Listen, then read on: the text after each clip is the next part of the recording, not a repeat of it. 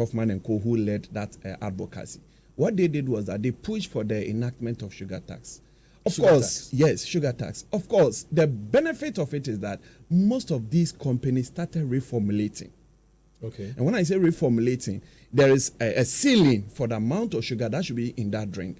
And once these companies know they go beyond that level, you're going to pay huge taxes. Of course, once you pay huge taxes, it means that the cost of the drink becomes expensive. And probably people who don't have enough will not be able to purchase that. And so most of these companies went in there to start reformulating.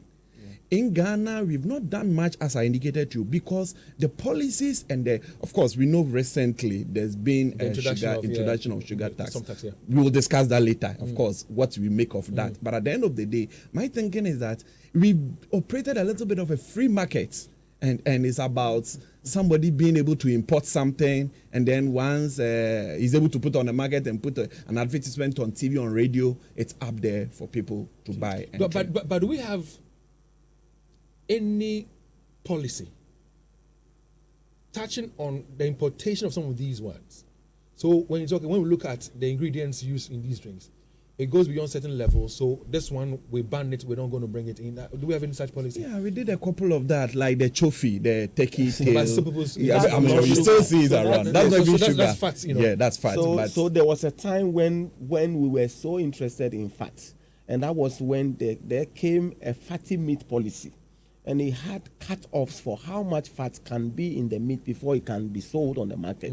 So, and that's what affected chofi, because chofi is basically all fat. Yeah. So it led to the ban of chofi, and then the chicken legs. People who eat chicken legs, it's basically skin on the bone, and the skin is all fat. Yeah. So that shouldn't be eaten. What about the ban that was placed on some of the cubes? Like the white one, is it the MSG cubes? MSG, monosodium glutamate. Yeah. So there was a ban on that one. What are we waiting for before we really act? What do we normally wait for?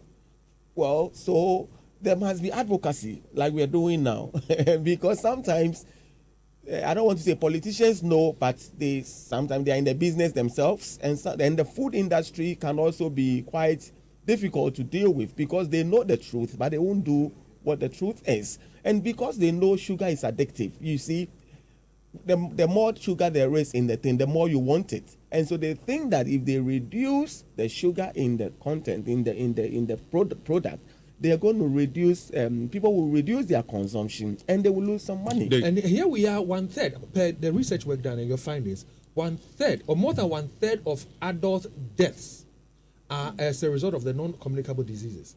We'll be getting there shortly. Yeah, I was